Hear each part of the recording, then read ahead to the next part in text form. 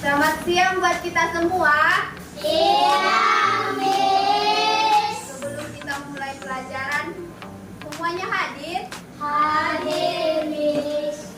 Siapa di sini yang tadi pagi diantar ke sekolah?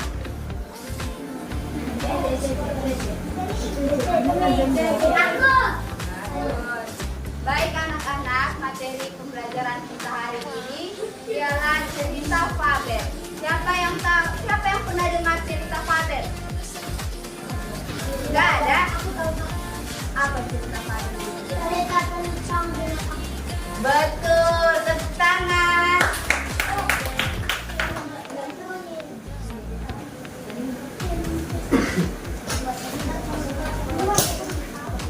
Dia lagi bersusunya.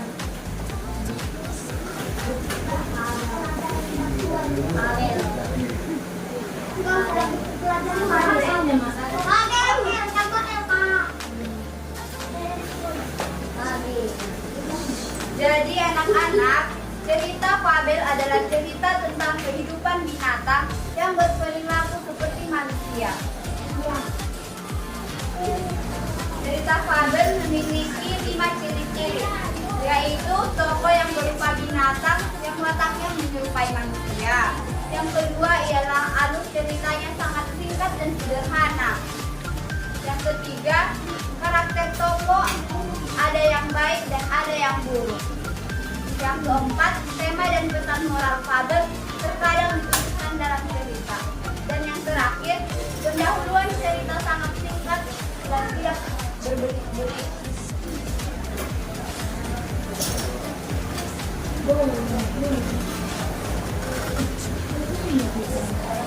Fabel itu memiliki 4 struktur. Yang pertama,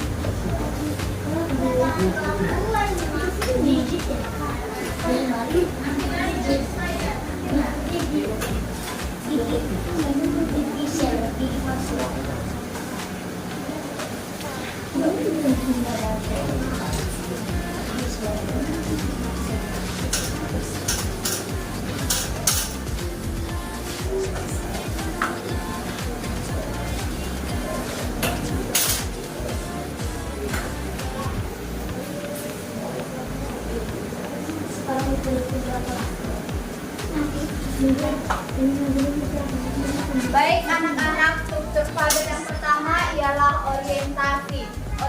Orientasi ini ialah bagian permulaan pada sebuah cerita fabel yang berisi tentang pengertian cerita fabel tersebut, yang diantaranya ada pengenalan tokoh, pengenalan latar tempat, waktu, atau tema dan lain sebagainya.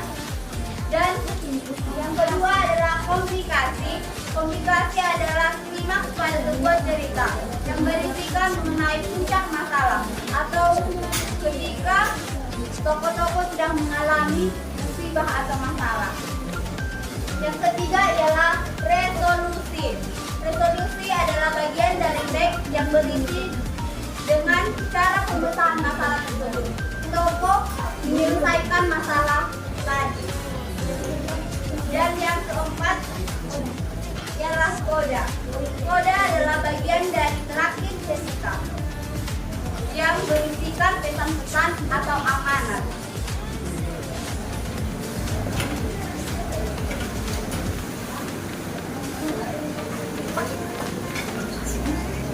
Fabel juga memiliki unsur intrinsik. Siapa yang tahu apa itu unsur intrinsik? Tidak ada yang tahu? Unsur intrinsik fabel adalah unsur membangun yang ada di dalam cerita fabel. Contohnya ada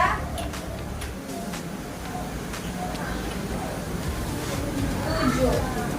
Yang pertama itu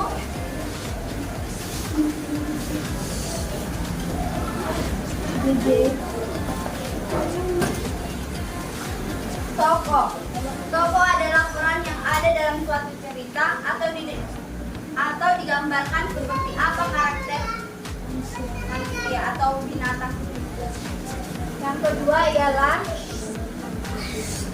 watak. Betul.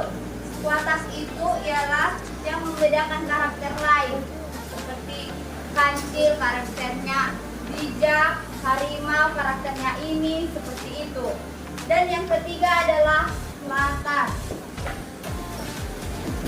Siapa yang tahu apa itu latar? Iya betul, latar itu ada tempat, waktu, ruang, suasana yang terjadi. Yang keempat ialah alur. Alur itu memiliki 3 bagian. Yang pertama itu alur maju, alur mundur, dan siapa yang tahu? Kak ini apa? Alur maju mundur. Alur campuran. Dan yang kelima itu ialah sudut pandang.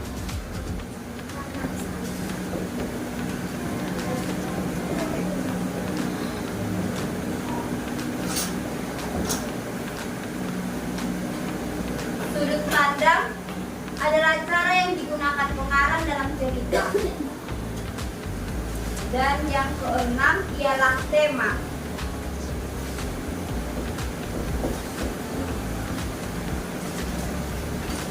Tema ini ialah gagasan utama yang disampaikan di dalam cerita. Biasanya, tema di dalam cerita berbentuk kata atau gabungan kata.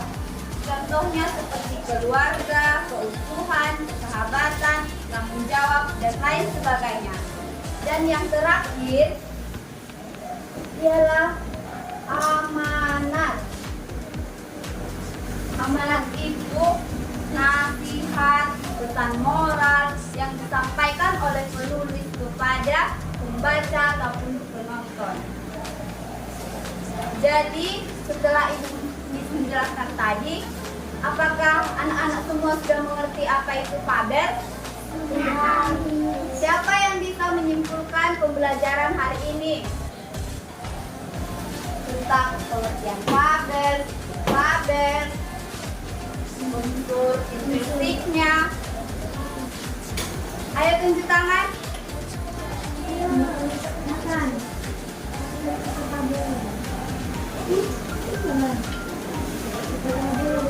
Tadi fabel itu apa? Apa pengertian fabel? Betul. Strukturnya apa? Orientasi, komunikasi, representasi, Siapa yang tahu orientasi? Baik, orientasi itu adalah pengenalan tokoh-tokoh, watak dari tokoh tersebut. Baik anak-anak, semoga pembelajaran hari ini bisa kita ketahui, kita pahami, dan ketika teman-teman kita yang lain bertanya, anak-anak bisa menyampaikannya. Sekian dari pembelajaran hari ini. Terima kasih.